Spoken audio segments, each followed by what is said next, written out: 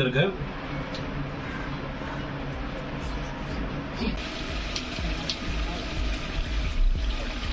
இன்னைக்கு வந்து 2 கிலோ பிரியாணி பண்ண போறோம். ஸோ 2 கிலோ பிரியாணி வந்து யார் வேணாலுமே பண்ணலாம். ஸோ அதனால தான் வந்து இப்போ நான் ட்ரை பண்ண போறேன். சிம்பிள் தான். நம்ம அப்படியே நம்ம வீட்டில் எப்படி சிம்பிளா நம்ம சாப்பிட்றதுக்கு செய்யறோமோ அதே மாதிரி தான். So 2 kg rice and 2 kg chicken போட்டு செய்ய போறோம். ஸோ ஃபர்ஸ்ட் ஸ்டார்ட் பண்ணலாம்.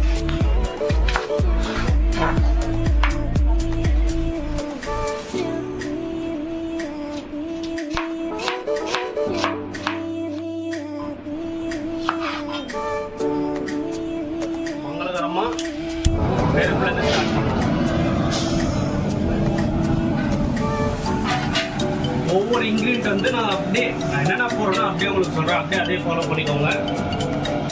ஸோ கைஸ், நான் உங்களுக்கு என்னென்ன மசாலா போட போறேன்ட்டு நான் உங்களுக்கு ஃபர்ஸ்ட் காமிக்கிறேன். ஸோ இது பார்த்தீங்கன்னா பே லீஃப், தமிழில் நான் என்னன்னு சொல்கிறேன். அண்ட் இது பார்த்தீங்கன்னா கடல் பாசி அண்டு கொஞ்சம் பட்டை அண்ட் ஏலக்காய் வந்து ஒரு 5 ஏலக்காய் அண்ட் லவங்கம் ஒரு 10 லவங்கம். ஸோ இதுதான் வந்து நான் போட போகிறேன்.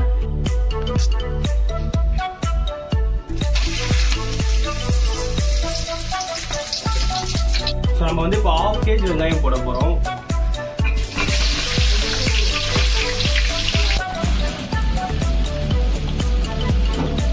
ஸோ கைஸ், இஞ்சி பூண்டு பேஸ்ட் பார்த்தீங்கன்னா நம்ம வீட்டில் தனியாக ஏற்கனவே அரைச்சி வச்சிட்டோம். ஸோ 200 கிராம் போட போகிறோம். டோட்டலாகவே 200 கிராம் அரைச்சி வச்சது.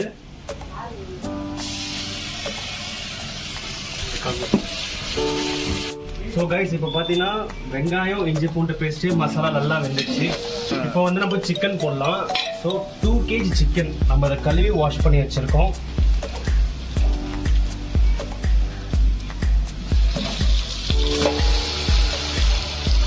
என்னடா நீங்களாம் யோசிக்கலாம், தக்காளி போட்டு தண்டா சிக்கன் போடுவாங்க அப்படின்ட்டு.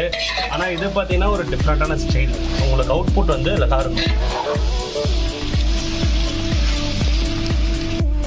இப்போ வந்து நம்ம மிளகாத்தூள் போட போகிறோம். இப்போ இப்போதைக்கு பெருசாக நம்ம எந்த ஒரு மசாலாவும் ஆட் பண்ணல. வெறும் மிளகாத்தூள் பார்த்தீங்கன்னா 5 rupees வந்து 2 வைக்கிறோம். அப்ராக்சிமேட்டாக பார்த்தீங்கன்னா ஒரு 4 ஸ்பூனு. இது வந்து 16 கிராம் மிளகாத்தூள் நான் போட போகிறேன்.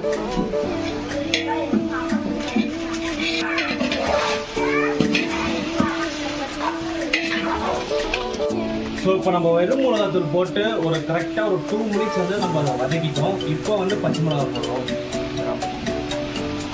ஸோ பச்சை மிளகா வந்து நாங்கள் ஒரு 7 பச்சை மிளகா போடுறோம். உங்களுக்கு காரத்துக்கு ஏற்ற மாதிரி போடுங்க. ஸோ மேக்ஸிமம் கம்மியாக போட்டாலும் கரெக்டாக இருக்கும். இப்போ 2 kg நம்ம செய்யறதுனால ஒரு 7 போட்டிருக்கேன்.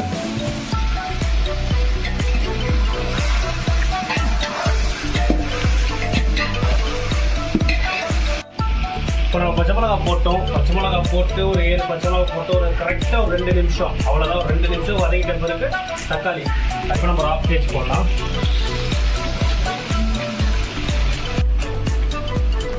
இப்போ வந்து மூடி போட்டுக்கலாம். நம்ம தக்காளி போட்டு உடனே மூடி போட்டுருங்க. அது கொஞ்ச நேரம் நல்லா பாயில் ஆகி கிரேவி ஆகிற மாதிரி தக்காளி எல்லாம் வேகும். அது வரைக்கும் மூடி போட்டுடலாம்.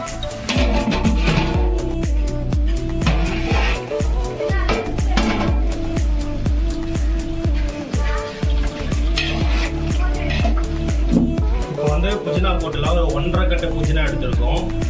இப்போ தக்காளி நம்ம போட்டு அது நல்லா வதங்கிடுச்சு. இந்த ஸ்டேஜில் இப்போ புதினா போட்டுரும்.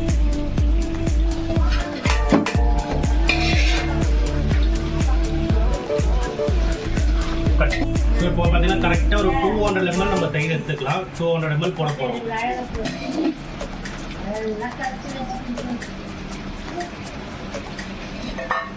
தயிர் போட்டு கொஞ்சம் நல்லா கலருங்க. இப்போ நம்ம புதினா தயிர் உடனே போட்டோம். இப்போ புதினா போட்டு கரெக்டாக ஒரு நிமிஷம் கழிச்சு கேர்டு ஆட் பண்ணியிருக்கோம். 1 நிமிஷம் கூட தேவையில்லை. ஸோ புதினா போட்ட உடனே கூட நீங்கள் போட்டுக்கலாம். இப்போ பார்த்தீங்கன்னா நல்லா கிரேவியாக வந்திருக்கும். இது போட்ட பிறகு நம்ம ஒரு 2 லெமன் பிழிஞ்சு ஊற்றிக்கலாம். ஸோ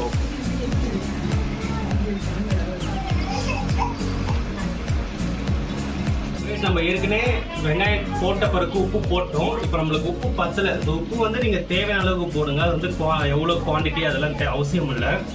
ஸோ நம்ம கொஞ்சம் உப்பு பத்தலை போட்டுடலாம்.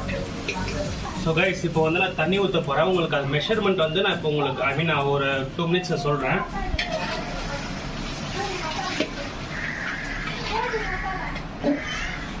இப்போ தண்ணி அளவு பார்த்தீங்கன்னா நம்ம ஆஸ் யூஷுவல் 1 கப் ரைஸ்க்கு 2 கப் தண்ணி ஊற்றுவோம் பார்த்தீங்களா, அதே அளவு தான். இப்போ உங்களுக்கு கொஞ்சம் கிரேவி அதிகமாக வந்துச்சுன்னா தண்ணி கொஞ்சம் கம்மி பண்ணிக்கோங்க. தண்ணி ஊற்றிட்ட பிறகு நம்மளுக்கு மிளகாத்தூள் பத்தலை, இந்த டைமில் தான் நம்ம உப்பு மிளகாத்தூள் எல்லாமே ஃபைனலாக ஒரு வாட்டி பார்த்துடுறோம்.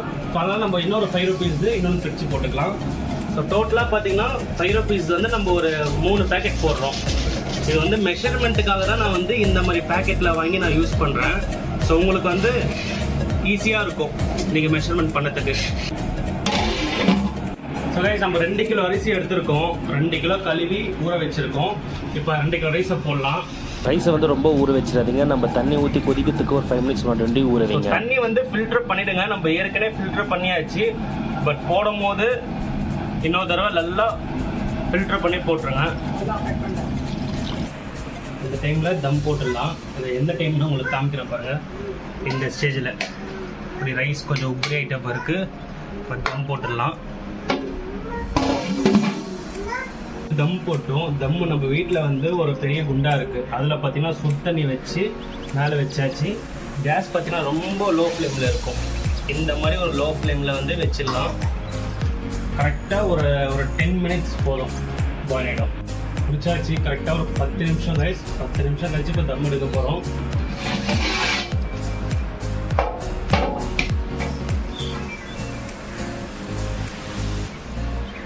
ரைஸ் பார்த்தீங்கன்னா சூப்பராக வந்திருக்கு, பூ மாதிரி வந்திருக்கு.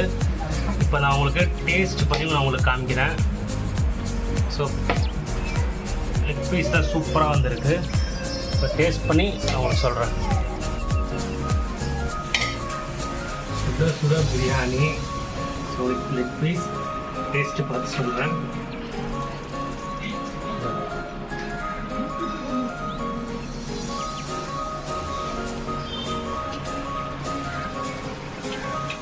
செம்ம சூடு.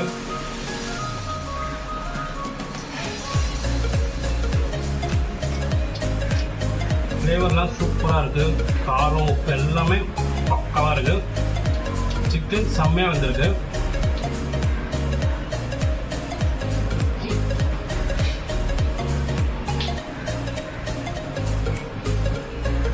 செம்ம சூடு கைஸ், ஊதி சாப்பிடலாம்.